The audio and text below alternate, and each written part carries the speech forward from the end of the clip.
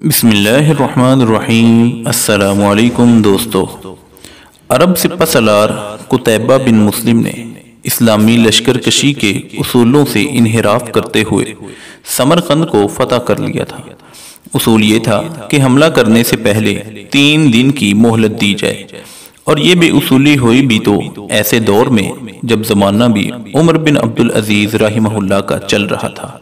سمرقند کے پادری نے مسلمانوں کی اس غاصبانہ فتح پر قتیبہ کے خلاف شکایت دمشق میں بیٹھے مسلمانوں کے حاکم کو ایک پیغمبر کے ذریعے خط لکھ کر بھجوائی۔ پیغمبر نے دمشق پہنچ کر ایک عالی شان عمارت دیکھی جس میں لوگ رکوع و سجود کر رہے تھے۔ اس نے لوگوں سے پوچھا، کیا یہ حاکم شہر کی رہائش ہے؟ لوگوں نے کہا، یہ تو مسجد ہے، تو نماز نہیں پڑھتا کیا؟ پیغمبر نے کہا، نہیں، میں اہل سمرقند کے دین کا پیروکار ہوں۔ لوگوں نے اسے حاکم کے گھر کا راستہ دکھایا۔ پیغمبر لوگوں کے بتائے ہوئے راستے پر چلتے ہوئے حاکم کے گھر جا پہنچا۔ کیا دیکھتا ہے کہ ایک شخص دیوار سے لگی سیڑھی پر چڑھ کر چھت کی لپائی کر رہا ہے، اور نیچے کھڑی ایک عورت گارا اٹھا کر اسے دے رہی ہے۔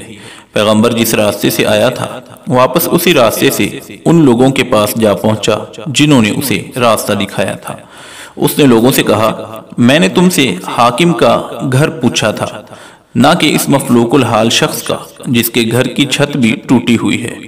لوگوں نے کہا، ہم نے تجھے پتہ ٹھیک ہی بتایا تھا، وہی حاکم کا گھر ہے۔ پیغمبر نے بے دلی سے دوبارہ اسی گھر پر جا کر دستک دی۔ جو شخص کچھ دیر پہلے لپائی کر رہا تھا وہی اندر سے نمودار ہوا۔ میں سمرقند کے پادری کی طرف سے بھیجا گیا پیغمبر ہوں، کہہ کر اس نے اپنا تعارف کرایا اور خط حاکم کو دے دیا۔ اس شخص نے خط پڑھ کر اسی خط کی پشت پر ہی لکھا، عمر بن عبدالعزیز کی طرف سے سمرقند میں تعینات اپنے عامل کے نام ایک قاضی کا تقرر کرو جو پادری کی شکایت سنے۔ مہر لگا کر خط واپس پیغمبر کو دے دیا۔ پیغمبر وہاں سے چل تو دیا مگر اپنے آپ سے باتیں کرتے ہوئے، کیا یہ وہ خط ہے جو مسلمانوں کے اس عظیم لشکر کو ہمارے شہر سے نکالے گا؟ سمرقند لوٹ کر پیغمبر نے خط پادری کو تھمایا، جسے پڑھ کر پادری کو بھی اپنی دنیا اندھیر ہوتی دکھائی دی۔ خط تو اسی کے نام لکھا ہوا تھا جس سے انہیں شکایت تھی۔ انہیں یقین تھا کاغذ کا یہ ٹکڑا انہیں کوئی فائدہ نہیں پہنچا سکے گا، مگر پھر بھی خط لے کر مجبوراً اس حاکم سمرقند کے پاس پہنچے جس کے فریب کا وہ پہلے ہی شکار ہو چکے تھے۔ حاکم نے خط پڑھتے ہی فوراً ایک قاضی جمی نام کا ایک شخص کا تعین کر دیا جو سمرقندیوں کی شکایت سن سکے۔ موقع پر ہی عدالت لگ گئی۔ ایک چوبدار نے قتیبہ کا نام بغیر کسی لقب و منصب کے پکارا۔ قتیبہ اپنی جگہ سے اٹھ کر قاضی کے روبرو اور پادری کے ساتھ ہو کر بیٹھ گیا۔ قاضی نے سمرقندی سے پوچھا، کیا دعویٰ ہے تمہارا؟ پادری نے کہا، قتیبہ نے بغیر کسی پیشگی اطلاع کے ہم پر حملہ کیا، نہ تو اس نے ہمیں اسلام قبول کرنے کی دعوت دی تھی اور نہ ہی ہمیں کسی سوچ و بچار کا موقع دیا تھا۔ قاضی نے قتیبہ کو دیکھ کر پوچھا، کیا کہتے ہو تم اس دعوے کے جواب میں؟ قتیبہ نے کہا، قاضی صاحب، جنگ تو ہوتی ہی فریب اور دھوکہ ہے۔ سمرقند ایک عظیم ملک تھا، اس کے قرب و جوار کے کمتر ملکوں نے نہ تو ہماری کسی دعوت کو مان کر اسلام قبول کیا تھا اور نہ ہی جزیہ دینے پر تیار ہوئے تھے، بلکہ ہمارے مقابلے میں جنگ کو ترجیح دی تھی۔ سمرقند کی زمینیں تو اور بھی سرسبز و شاداب اور زور آور تھی۔ ہمیں پورا یقین تھا کہ یہ لوگ بھی لڑنے کو ہی ترجیح دیں گے۔ ہم نے موقع سے فائدہ اٹھایا اور سمرقند پر قبضہ کر لیا۔ قاضی نے قتیبہ کی بات کو نظر انداز کرتے ہوئے دوبارہ پوچھا، قتیبہ، میری بات کا جواب دو، تم نے ان لوگوں کو اسلام قبول کرنے کی دعوت، جزیہ یا پھر جنگ کی خبر دی تھی؟ قتیبہ نے کہا، نہیں قاضی صاحب، میں نے جس طرح پہلے ہی عرض کر دیا کہ ہم نے موقع سے فائدہ اٹھایا تھا۔ قاضی نے کہا، میں دیکھ رہا ہوں کہ تم اپنی غلطی کا اقرار کر رہے ہو، اس کے بعد تو عدالت کا کوئی اور کام ہی نہیں رہ جاتا۔ قتیبہ، اللہ نے اس دین کو فتح اور عظمت تو دی ہی عدل و انصاف کی وجہ سے ہے، نہ کہ دھوکہ دہی اور موقع پرستی سے۔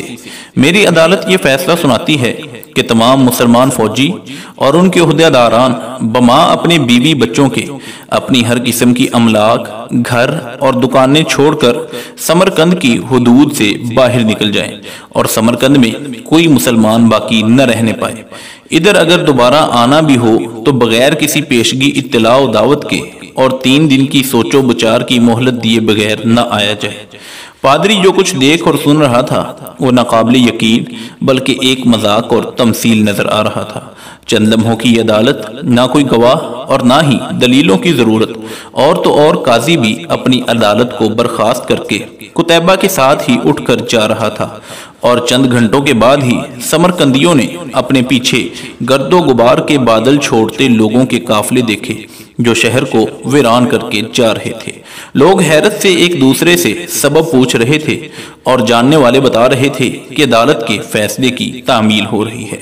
اور اس دن جب سورج ڈوبا تو سمرقند کی ویران اور خالی گلیوں میں صرف آوارہ کتے گھوم رہے تھے، اور سمرقندیوں کے گھروں سے آہو پکار اور رونے دھونے کی آوازیں سنائی دے رہی تھی۔ ان کو ایسے لوگ چھوڑ کر جا رہے تھے جن کے اخلاق، معاشرت، برتاؤ، معاملات اور پیار و محبت نے ان کو اور ان کے رہن سہن کو مہذب بنا دیا تھا۔ تاریخ گواہ ہے کہ سمرقندی یہ فراق چند گھنٹے بھی برداشت نہ کر پائے۔ اپنے پادری کی قیادت میں لا الہ الا اللہ محمد الرسول اللہ صلی اللہ علیہ وسلم کا اقرار کرتے مسلمانوں کے لشکر کے پیچھے روانہ ہو گئے اور ان کو واپس لے آئے۔ اور یہ سب کیوں نہ ہوتا، کہیں بھی تو ایسا نہیں ہوا تھا کہ فاتح لشکر اپنے ہی قاضی کی کہی 2 باتوں پر عمل کرے اور شہر کو خالی کر دے۔ دین رحمت نے وہاں ایسے نقوش چھوڑے کہ سمرقند ایک عرصہ تک مسلمانوں کا دارالخلافہ رہا۔ دوستو، امید ہے کہ عدل و انصاف پر مبنی یہ اسلامی داستان آپ کو بہت پسند آئی ہوگی۔ مزید ایسے ہی دلچسپ اور سبق آموز واقعات حاصل کرنے کے لیے ہمارے YouTube channel AR Story Time کو سبسکرائب کر دیں۔ اللہ حافظ و نگہباں۔